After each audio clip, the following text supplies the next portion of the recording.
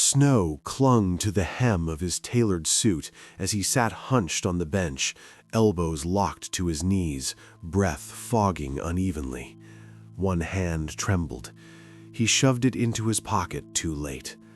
A small red sleeve entered his vision. The boy stopped inches from his polished shoe, tipped his knit hat back, and studied the man's face like a puzzle. Then he held out a paper bag, fingers stiff with cold. "Don't cry, mister. You can borrow my mommy," he said. He froze. The man looked up, and for the first time in 4 Christmases, grief cracked loud enough for someone else to hear it. Snow drifted sideways through the park, thin and patient, catching in the seams of his coat. Julian sat on the bench beneath a maple wrapped in warm white lights, shoulders rounded, elbows anchored to his knees as if that posture alone could keep him from tipping forward. The city moved around him, muffled footsteps, distant traffic, but the space inside his chest was loud. He counted his breaths the way he'd learned to do years ago. In, hold, out. The watch on his wrist ticked too clearly. He slid his thumb beneath the leather band and pressed until it bit, welcoming the sting. It grounded him. It always had. The tree lights blurred. He bowed his head, jaw tightening as a sound escaped him, small, broken, unplanned. His hand came up too late to hide it. A shadow stopped in front of his shoes. Julian didn't look up. He couldn't. He focused on the grain of the bench, the thin frost collecting along the slats, the quiet persistence of snow landing where it would. "Hey!" The voice was close, soft, curious. Julian inhaled sharply and lifted his head. A boy stood there in a red coat that swallowed him whole, a knit hat tugged low over his ears. His mittens were too big. He held a paper bag against his chest with both hands, the top folded neatly, as if it mattered. The boy tilted his head, studying Julian's face without flinching. "You can borrow my mommy," the boy said, and extended the bag. Julian's throat closed. His gaze dropped to the small hand hovering between them, then lifted again, caught on the boy's eyes.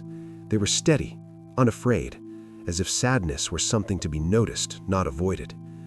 Julian's breath shuddered. He opened his mouth and nothing came out. Behind the boy, footsteps skidded on snow. Naomi. Naomi's heart slammed so hard she felt it in her teeth. "Elijah!" Her voice caught, sharpened by panic she hated letting anyone hear. She crossed the path in 3 quick strides, boots slipping once, then stopping short when she saw the man on the bench. Tall, expensive coat, clean shoes dusted with snow, hands clasped so tightly his knuckles had gone pale. Her first instinct flared hot and immediate, pull him back. She reached for Elijah's shoulder, fingers closing around the wool of his coat. Too tight. She loosened them. "I'm so sorry," she said, the words tumbling out before she could arrange them. He doesn't..." She stopped. The man didn't look angry. He didn't look amused. He didn't look at Elijah like a problem to be solved or a nuisance to be managed.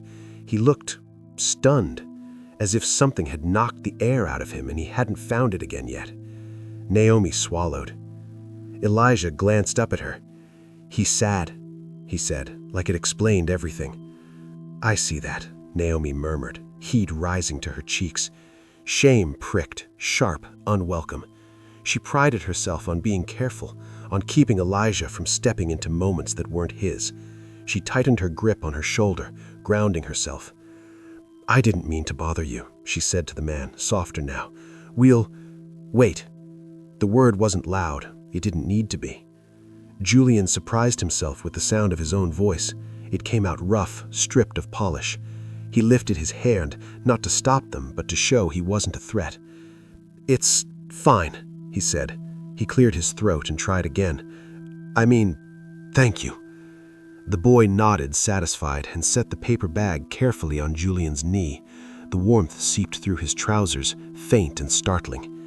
Julian's gaze flicked up to the woman. She was watching him closely now, one foot angled back as if she could pivot away at any second, protective, alert. There was fatigue in the lines around her mouth and something older behind her eyes, something practiced. "I didn't take anything," Julian said, though he wasn't sure why. "He offered." A corner of her mouth twitched despite herself. "He does that." Silence settled between them, not awkward, just present. Snow landed in Julian's hair, melting instantly. He didn't brush it away. The boy leaned closer, lowering his voice. "My mommy makes good soup. It helps." Julian let out a breath that turned into something dangerously close to a laugh. He shook his head once slowly. "I believe you." The woman watched him do it, watched his shoulders ease just a fraction, watched him cradle the paper bag like it might fall apart if he moved too fast. Something in her chest loosened. Not trust, not yet, but recognition. She stepped closer, boots crunching softly, and placed her palm on Elijah's back. "We should get going," she said, though she didn't move. Julian nodded. He didn't stand. He didn't retreat. He looked at the boy again. "Thank you," he said, and meant more than the words could carry. Elijah beamed. As they turned to leave, Julian's fingers closed around the bag. He stayed on the bench, snow settling in the hollow of his collar, the lights above him glowing warm and patient. For the first time that night, he didn't feel the urge to disappear. Has grief ever connected you to someone you didn't expect? Tell us about a moment when a stranger saw what you were trying to hide. Enjoying the story so far? Tell us where you're watching from in the comments and subscribe. The apartment smelled like onions and celery, the quiet kind of comfort that came from a pot left to simmer. Naomi set her keys on the counter and listened, really listened to the small sounds that told her everything was still where it belonged. The radiator hissed, the refrigerator hummed. Elijah's boots thudded once in the hallway as he kicked them off, then padded toward the sink to wash his hands without being asked.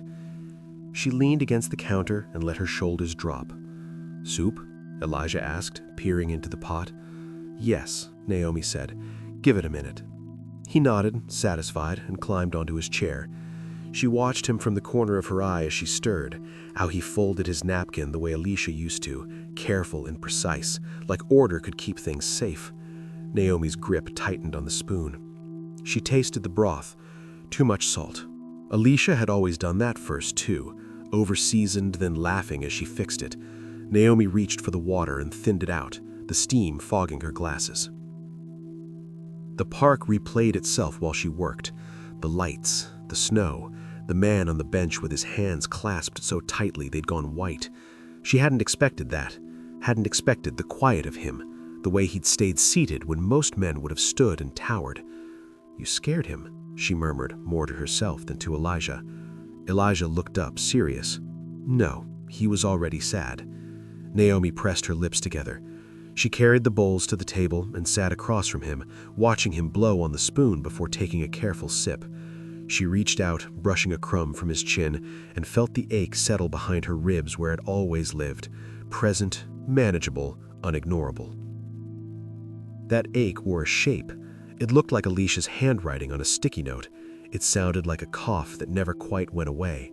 It smelled like hospitals and antiseptic and pine trees cut too early for Christmas. After dinner, she wiped the table, rinsed the bowls, and followed Elijah to his room. He climbed into bed and curled onto his side, thumbs slipping into the corner of his mouth without him noticing. Naomi pulled the blanket up and smoothed his hair back from his forehead. "Did he like the soup?" Elijah asked, eyes already heavy. "We didn't give it to him," she said gently. "Oh." He thought about that. He looked like he needed it. She turned off the light and closed the door halfway, leaning her forehead against the frame. The hallway was dim, quiet. Her phone buzzed once in her pocket. She didn't check it. She saw the man again when she closed her eyes. Not his face exactly, his stillness, the way he'd taken the bag as it mattered. Naomi exhaled and went to fold laundry, her hands moving on their own. Julian didn't go home. He drove past his building and kept going, the city slipping by in muted streaks of light. His phone lit up with names he ignored. He turned the radio off when a carol began to play. The paper bag sat in the passenger seat. He hadn't opened it yet. He parked along the water, engine idling, and finally unfolded the top. Steam curled up, carrying the simple scent of broth and vegetables. It shouldn't have meant anything. It did. Julian rested his forehead against the steering wheel and let the memory take him, unwillingly, exactly where it always went this time of year. A kitchen that smelled like cinnamon, a child's laughter, the sound of wrapping paper tearing, then the sudden, unbearable quiet that followed the year after. He straightened abruptly and wiped his face with the heel of his hand. He stared at the soup until the steam faded, then reached for a spoon he didn't remember putting there. It was warm. It steadied him. At home, eventually, Julian hung his coat and stood in the entryway, listening to the silence settle. The tree in the corner remained unlit. He'd bought it weeks ago and left it like that, a dark shape against the wall. His phone buzzed again. This time he looked. Unknown number. He hesitated, then answered. Julian West? Mr. West, a woman said, brisk but not unkind. This is Claire Mendoza. I work with the Seattle Children's Fund. You donated this afternoon. Julian frowned, glancing at the timestamp. He remembered the tap of his card at a kiosk near the park. He hadn't thought about it again. Yes, he said. There was a note attached about a family support program. You mentioned a child? Julian's mind flashed to a red coat and steady eyes. Yes, he said slowly. We're hosting a small holiday drive at Green Lake on Saturday. If you're interested in attending or volunteering, we'd be glad to have you. Julian looked toward the dark tree. He imagined lights turning on, one by one. Send me the details, he said. As he hung up, the image of a woman in boots and a boy with mittens returned, uninvited and welcome. He set the empty bowl in the sink and, for the first time in years, plugged in the lights. Snow fell harder outside both their windows, carrying the quiet promise of paths crossing again. Green Lake wore winter gently. Snow clung to the grass in thin patches, the water dark and still. Christmas lights strung between bare branches like someone trying to convince the season to soften. Naomi kept Elijah close as they walked, his small hand tucked into her coat pocket the way he liked it, warm, hidden, safe. She spotted him before she expected to. Julian stood near one of the charity tables, sleeves rolled to his forearms, stacking boxes with deliberate care. He wasn't dressed like the men who usually drew attention, no flash, no crowd, but people shifted around him instinctively, making space. He noticed everything without looking like he did. Elijah slowed. Naomi felt it immediately, the change in his weight, the way his fingers tightened around hers. She followed his gaze. Julian glanced up at the same moment and stilled, recognition crossing his face like a held breath. He didn't smile, he didn't wave, he simply inclined his head, acknowledging them without pressing. Naomi appreciated that more than she expected. "Do you want cocoa?" she asked Elijah quietly. Elijah nodded, eyes still on Julian. "He's here. I see him." They moved toward the table, steam rising from the cups. Naomi reached for one, then paused when she felt Elijah lean suddenly into her side, his shoulders drawing in. Her spine straightened. Julian noticed it too. The boy's posture shifted the way a trained guard's would, small body tightening, eyes scanning, before he realized he was doing it. Julian's jaw set. Children didn't learn that instinct without reason. He kept his movements slow as he approached, careful not to crowd them. Naomi watched him openly now, curiosity threaded with something sharper, vigilance. "Hi," Julian said to Elijah first.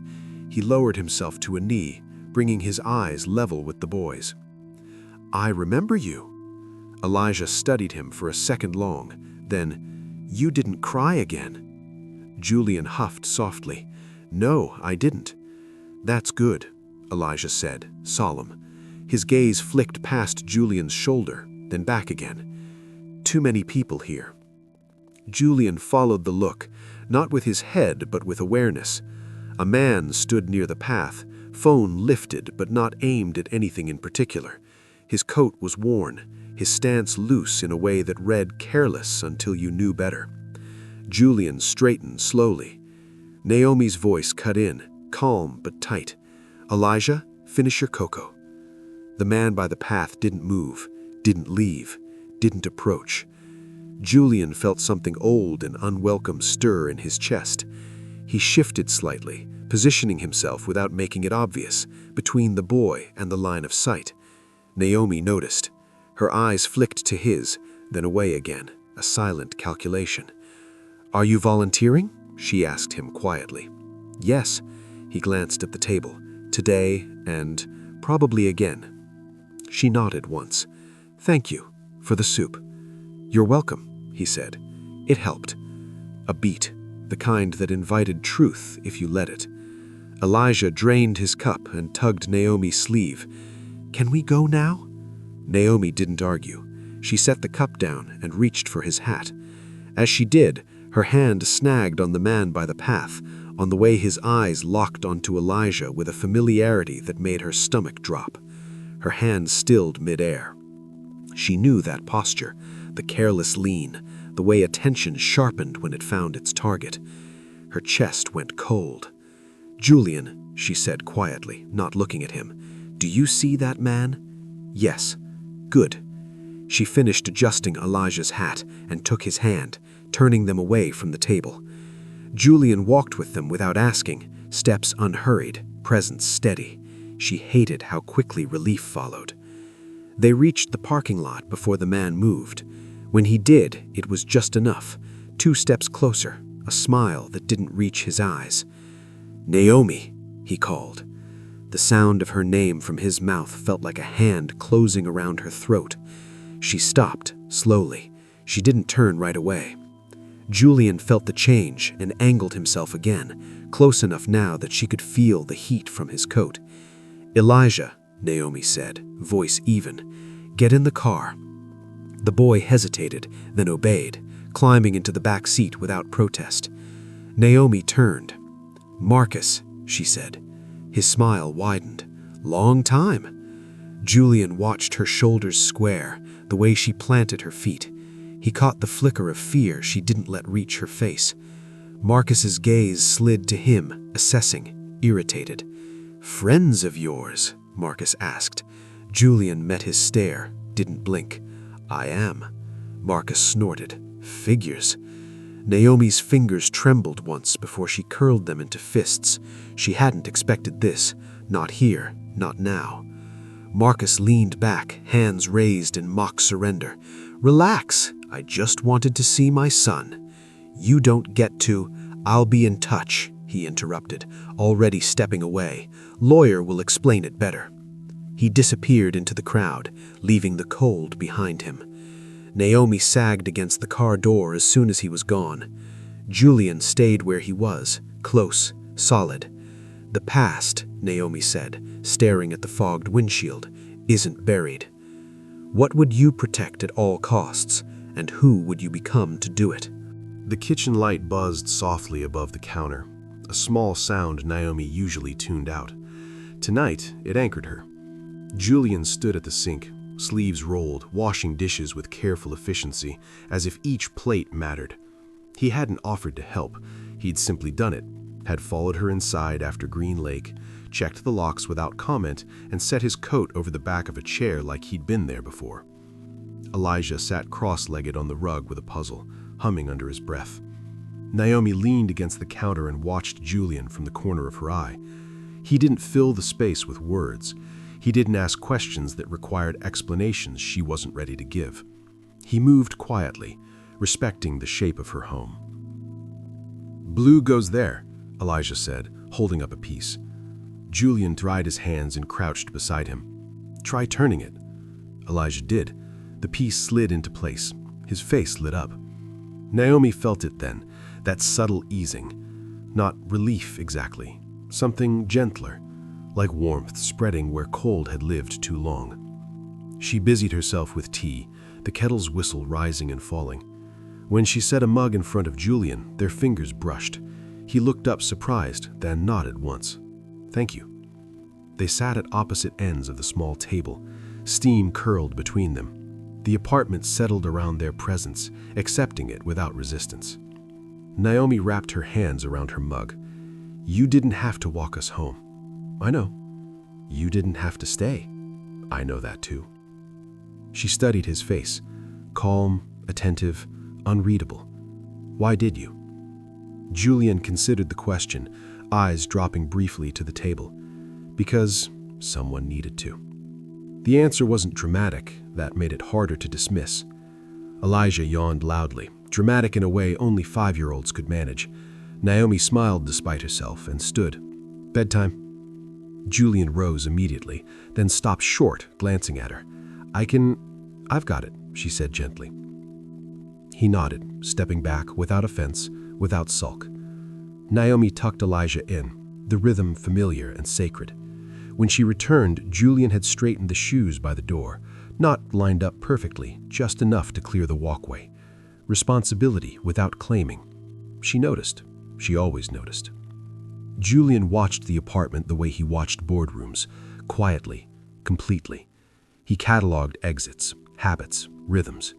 But this wasn't a strategy, it was instinct. Naomi moved with practiced efficiency, every action layered with purpose. No wasted motion, no excess. It struck him how much strength that took.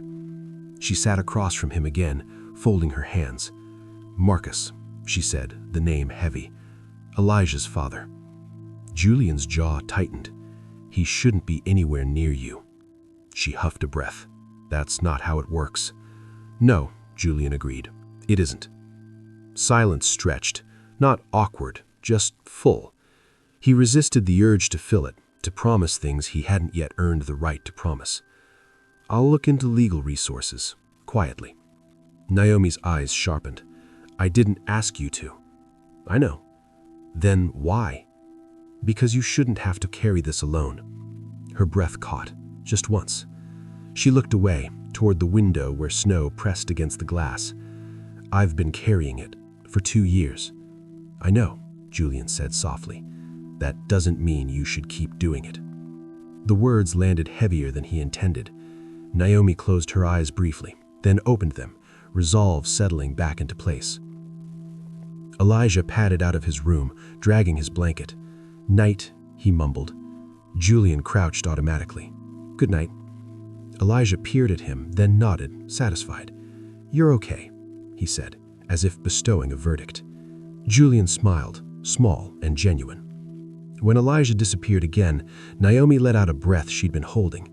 He doesn't say that about everyone. I'm honored, Julian replied. Her phone buzzed on the counter. Naomi froze. The screen lit up, the name stark and unmistakable. Marcus Brooks. Julian saw it, saw the way her shoulders tightened, the way warmth vanished from the room. She didn't answer. The phone buzzed again, then stopped. A notification followed, a text message.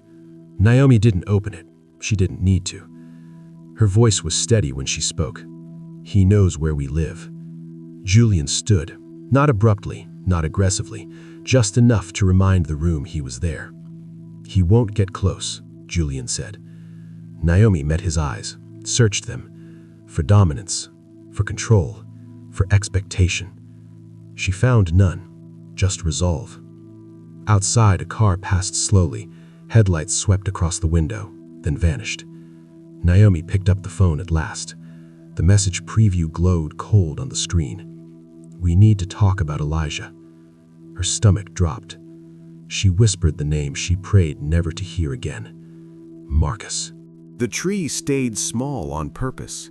Naomi set it up on the low table by the window, a modest thing with soft white lights and ornaments that Elijah could reach without climbing. She plugged it in and stepped back. The glow filled the apartment gently, catching on the edges of picture frames and the worn arm of the couch. Elijah hovered close, fingers worrying the hem of his pajama top. We didn't do a big one last year. I know, Naomi said. She crouched and handed him a wooden ornament, painted, chipped at the edge. Alicia's handwriting curved across the back. Eli, age 1. Elijah's throat bobbed. Mommy liked this one. Naomi nodded, unable to speak for a second. She waited until the feelings settled enough to move. She always did. A knock came, soft and deliberate. Julian stood in the doorway moments later, snow melting in his hair, eyes taking in the tree without comment. He didn't smile, he didn't flinch, he simply stepped inside and closed the door behind him, quiet as snowfall. Elijah watched him carefully. "Are you staying?" Julian met Naomi's eyes before answering. "If it's okay." She stepped aside. "It's okay." They sat on the floor, cross-legged, untangling lights Elijah insisted were already untangled. Julian worked slowly, patient with the knots. Naomi noticed the way his hands stilled when Elijah leaned against his knee, trusting without thinking. "Christmas used to be loud," Julian said suddenly, not looking at either of them. "In my house." Naomi waited. "My daughter liked the lights too bright," he went on. "She said if they hurt your eyes, they were doing their job." Elijah giggled, then stopped, sensing the shift. Julian swallowed, his fingers tightened on the wire. "The year after, I packed everything away. Didn't throw it out, just couldn't look at it." Naomi's chest ached, familiar and sharp. She didn't fill the space. She let the silence hold him the way it had held her so many nights.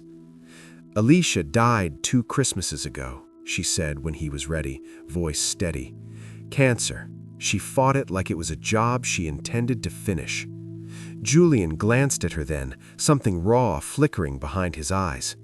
"She ran from Elijah's father. She was pregnant and scared and brave in ways she never admitted. I promised her I'd keep Elijah safe." Elijah's fingers twisted into her sleeve. "Is he taking me?" The room stilled. Naomi turned fully toward him, keeping her voice gentle. "No one is taking you." Julian leaned closer, lowering himself until he was eye level. "I won't let that happen," he said simply. Elijah searched his face, then nodded as if filing the promise away. The lights blinked on at last. Warmth spread across the room, imperfect and real. Naomi caught Julian watching the tree like it might disappear if he blinked. Her phone buzzed, once, twice. She didn't look at it right away. She didn't need to. Her body already knew. Julian's gaze sharpened. "Marcus?" Naomi exhaled. "Yes." The screen lit up with an email notification this time. Subject line stark, official. Notice of custody filing. Her hands went cold. She sank onto the couch, the room tilting just slightly. Julian was there instantly, not touching, but close enough that she could feel his presence steadying the air. "He filed," she said. "He's trying to take him." Julian's jaw set, something hard and controlled sliding into place. "He won't succeed." Naomi looked at Elijah, at the lights reflecting in his wide eyes. "He won't stop trying." Outside, snow pressed quietly against the glass, and the tree lights glowed on, fragile, defiant. Can shared pain become the foundation for love, or does it only teach us how to survive together? The courthouse smelled like old paper and floor cleaner, a sterile calm that made her chest tighten. Naomi stood near the metal detector, one hand pressed to Elijah's back, feeling his breath through the thin fabric of his coat. He stayed close, quieter than usual, eyes tracking every uniform, every raised voice. "Stay right here," she murmured. She felt him nod. Marcus appeared near the entrance as he'd always belonged there. Clean jacket, careful smile, the kind men practiced when they wanted to look reasonable. He lifted a hand in greeting, as if they were neighbors running into each other at the grocery store. "Naomi," he said, "you look tired." Her jaw locked. "You don't get to comment on me." He glanced down at Elijah, gaze lingering too long. "Hey, champ." Elijah shrank back, fingers fisting in Naomi's coat. Marcus's smile tightened. "See? He knows me." "No," Naomi said. "He remembers you yelling." Marcus's eyes flicked up, dark and sharp. "Careful." A presence settled at Naomi's side, quiet, steady, unmistakable. He hadn't announced himself, he rarely did. He simply stood close enough that Naomi felt the difference immediately, the way the air changed when someone capable stepped in. "Is there a problem?" Julian asked. Marcus looked him over, irritation flashing. "This is family business." Julian didn't raise his voice, "Then handle it like family, not like a threat." Marcus scoffed. "You don't know anything about—" "I know you filed for custody," Julian said calmly, "and I know why." That landed. Marcus's smile slipped. Naomi's heart pounded, but she stayed still, watching the exchange like a storm she couldn't outrun. Julian never touched Marcus, never blocked his path. He simply held his ground, eyes level, presence unyielding. "You think money scares me," Marcus muttered. "No, I think losing leverage does." Marcus laughed, brittle. "Enjoy playing hero. Courts don't care about feelings." He stepped back, already turning away. "See you inside." Naomi's legs trembled once the doors swallowed him. Julian shifted just enough to shield her from the hallway traffic. "Are you okay?" he asked quietly. She nodded, though fear hummed through her like a live wire. "He won't stop." "I know." The legal process moved with brutal efficiency. Papers passed hands, dates were set. Words like temporary and emergency hung in the air, heavy and meaningless when placed against a child's fear. Julian watched Naomi sign forms with a steady hand that betrayed nothing of the storm inside her. He admired it. He hated that she needed it. Outside, snow fell harder, thicker. Julian placed his coat around her shoulders without asking. She accepted it without comment. "This isn't charity," she said suddenly, eyes fixed on the courthouse steps. "If you're here because you feel responsible." "I'm here because I choose to be," Julian replied. "There's a difference." She looked at him then, really looked. Something in her gaze softened, even as worry etched deeper lines around her mouth. Elijah tugged at Julian's sleeve. "Are they taking me today?" Julian crouched immediately, ignoring the cold seeping through his trousers. "No," he said, "not today and not tomorrow." Elijah searched his face. Julian held the gaze, steady and unflinching. A clerk pushed through the doors and approached them. "Naomi Carter?" she said. "Yes." The woman extended a thick envelope. "You've been served." The weight of it hit the air like a dropped stone. Naomi took it with numb fingers. Her breath hitched, just once. Julian stayed silent, his hand hovering near her back, without touching, offering support without ownership. Inside the envelope, dates, motions, demands. Marcus's signature stamped across the bottom like a challenge. Fear settled in fully now, no longer a possibility, but a constant presence.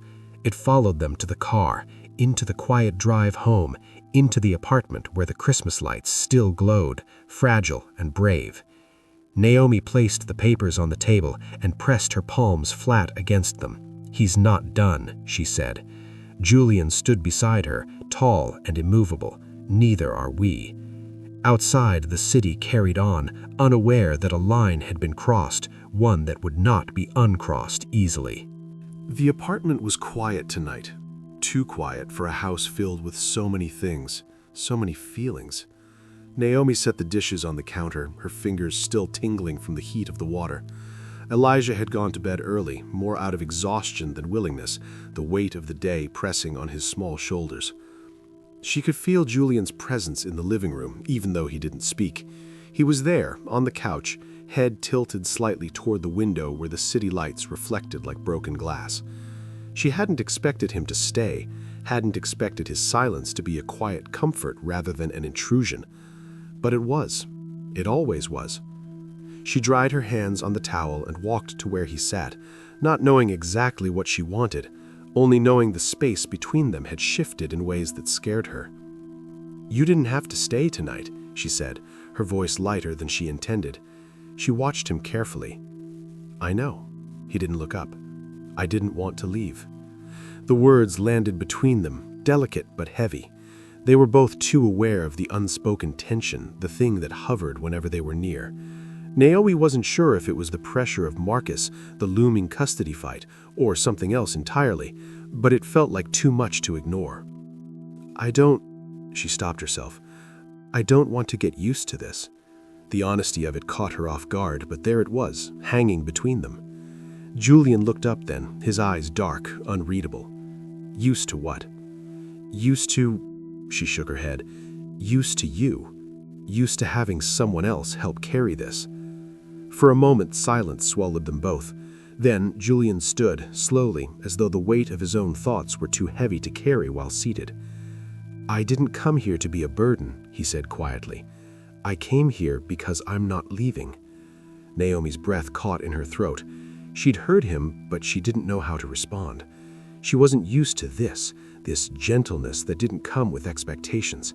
She wasn't used to someone standing beside her, offering care instead of fixing, presence instead of promises. I don't need you to fix it. I just need you to be here.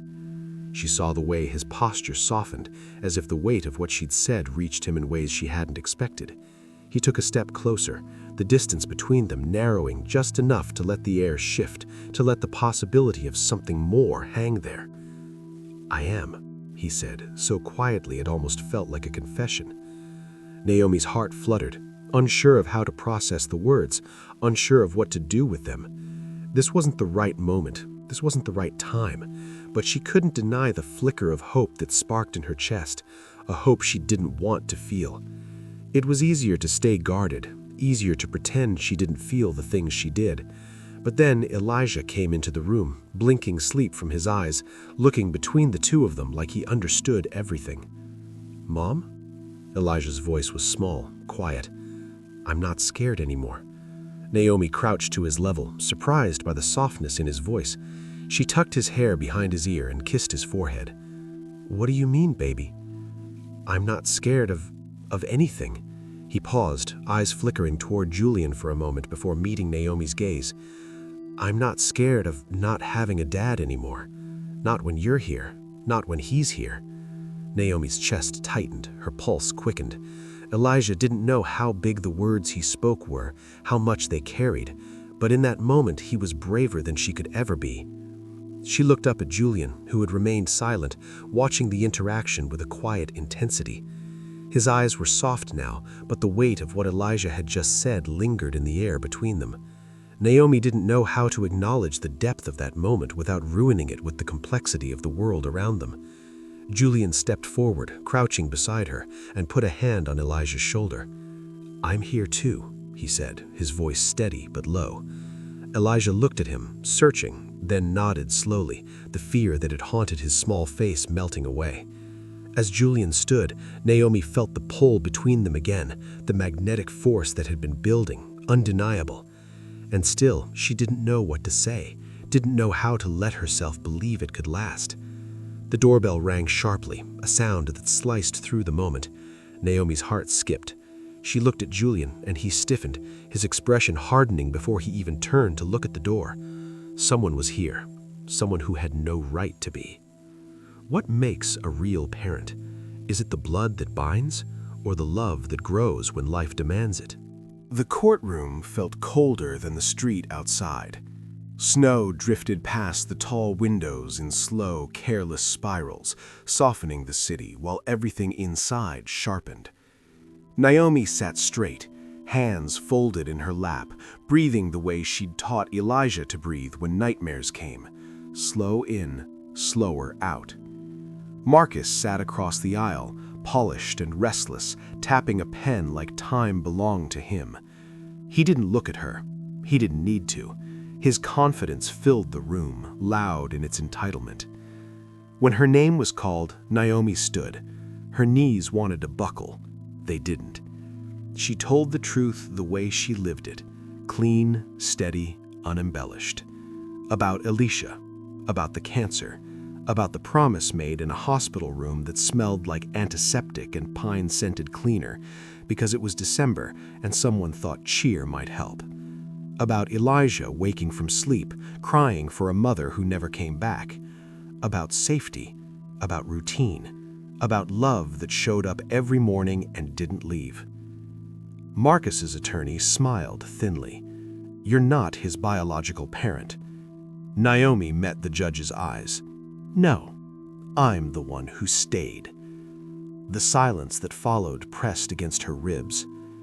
Julian had prepared for this as he prepared for everything else, quietly, thoroughly, without spectacle. He wore a suit that fit like a restraint, hands still, posture controlled. He felt every look when he stood. He testified to facts, to timelines, to resources, to background checks and home studies and the documented history Marcus had hoped would stay buried. When the questions turned, when Marcus's attorney suggested influence, Julian didn't flinch. "Yes," he said evenly, "I have the means to help." A murmur rippled. "And no," he continued, voice calm, "I'm not seeking custody. I'm supporting the person who's earned it." The judge studied him. The room held its breath. Marcus leaned forward, a smile cracking through. "You expect us to believe this isn't about control?" Julian turned then, finally looking at him. "Control doesn't look like this," he said. "Control takes. Protection stays." It cost him. He felt it. The shift, the calculation happening behind the bench, the risk to reputation, to headlines he couldn't shape. He accepted it anyway. Outside, a police siren wailed briefly, then cut off. Snow thickened, muting the world. The decision came in measured language that landed like warmth after cold. Temporary custody remained with Naomi. Supervised contact only. Conditions, boundaries, consequences. Naomi closed her eyes, just for a second. Marcus stood too quickly. "This isn't over," he said, voice sharp enough to draw blood. The judge's gavel answered him. Silence followed. In the hallway, the air felt thin.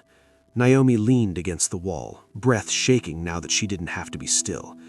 Julian stood a careful distance away, close enough to steady, far enough to respect. Elijah ran to her, arms wrapping tight. "We won," he said, voice fierce with relief. She laughed then, soft, broken, real, and held him until the world settled again.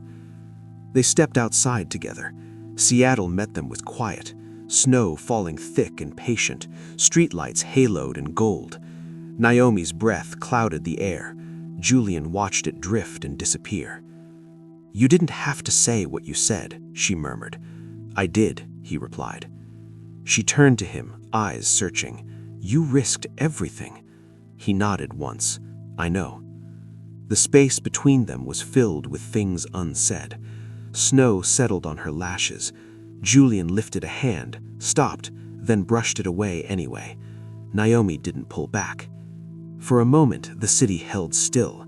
Lights glowed, breath slowed, silence felt earned. This wasn't closure. Marcus hadn't vanished. The future wasn't clean. But here, now, Naomi let herself lean in, just a little, and Julian stayed, steady as snowfall, choosing her without claiming her, choosing the risk because some things were worth it. Morning arrived quietly, the way it always did after something heavy. Snow lay undisturbed on the sidewalks, a clean white sheet over the night's sharp edges. Naomi moved through the kitchen barefoot, the heater clicking on and off, the smell of coffee blooming slowly. Elijah sat at the table in his socks, coloring with careful focus, tongue caught between his teeth. Julian leaned against the counter, jacket draped over the chair, sleeves rolled. He hadn't slept much, she could see it in the shadows beneath his eyes, but he was here, still here. That mattered.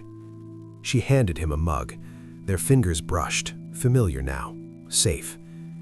"Did you hear him last night?" she asked softly. Julian nodded. "He talks in his sleep, mostly about dinosaurs." Naomi smiled. Alicia used to do that, talk about work in her sleep, like if she stopped, everything would fall apart. Julian watched her carefully, the way a man listens when he knows something important is being offered. She sounds like someone who kept things moving. She was, Naomi said, until she couldn't. The words didn't break her. They settled, like everything else had begun to settle. Elijah looked up from his coloring. "Are you staying today?" Julian met Naomi's eyes before answering. It wasn't a question for him alone. "Yes," Julian said, "if that's okay." Naomi nodded. The choice felt natural now, not dramatic, not heavy, just real. Staying had always been harder than leaving. Leaving was clean, controlled. Staying requires adjustment, attention, patience, accountability. Julian found himself folding laundry beside Naomi without being asked, fixing the loose cabinet hinge he'd noticed the night before, listening to Elijah explain the difference between fast dinosaurs and strong ones as it mattered. It did. Julian checked his phone once, then turned it face down. Meetings could wait. This couldn't. When Naomi brushed past him in the narrow hallway, her shoulder grazed his arm. She didn't apologize, neither did he. They shared space like people who were learning how. They stood by the window together later, watching the city wake. Snowplows hummed in the distance. The world moved on. "You don't have to rearrange your life," Naomi said quietly. Julian didn't answer right away. He considered the weight of what she was really saying. Then, "I'm not rearranging it. I'm choosing it." Her breath hitched, barely. She rested her head against his shoulder, just for a moment. Julian stayed still, honoring the trust in the small gesture. His arm came around her, not tight, not claiming, just there. The day unfolded gently. They ate together, laughed once, surprised by it. Elijah insisted Julian read him a story, and Julian did, voice low and steady, missing only one word and correcting himself without embarrassment. Later, when Elijah napped, Naomi and Julian sat on the couch, knees almost touching. "This doesn't erase the risk," she said quietly. "I know." "And Marcus." "I know," Julian said again. She studied his face. No bravado, no promises that rang hollow, just presence, commitment without force. Her phone buzzed on the table. Unknown number. Naomi's stomach tightened. She didn't answer. She slid the phone face down. Julian noticed. He didn't reach for it. He didn't ask. He simply stayed close, his hand covering hers. Outside, the snow continued to fall, patient and unassuming. This wasn't an ending. It was something quieter. It was staying. Is staying, when it would be easier to walk away, the bravest act of all? Christmas morning arrived without asking permission. Snow softened the edges of the city overnight, Seattle quieter than she remembered it ever being. Naomi stood at the window with a mug warming her palms, watching the street glow faintly under untouched white. For the first time in years, the sight didn't hollow her out. Behind her, the apartment breathed. Low laughter, the rustle of wrapping paper, a child's careful footsteps. Elijah knelt by the tree, tongue between his teeth as he peeled tape from a corner. Julian sat on the floor beside him, cross-legged, suit traded for a sweater, watching without directing, without taking over. Naomi felt something loosen in her chest. "Mom," Elijah whispered loudly, glancing at Julian, "can I show him?" "Yes," she said, smiling, "you can show him." Naomi remembered the first time Elijah called her Mommy. She felt she never deserved that, but today it felt real. It felt different. Elijah held up a drawing, crayon lines in bold colors, 3 figures under a tree, lights drawn too big on purpose. Julian studied it as if it were priceless. "That's us," Elijah said simply. Julian nodded. "I know." He hadn't expected this kind of quiet. Not the brittle calm he'd lived with for years, but a warmth that didn't demand anything from him. The room was imperfect, slightly crooked ornaments, uneven lights, but it felt complete. Naomi moved beside him, close enough that their shoulders brushed. She didn't pull away.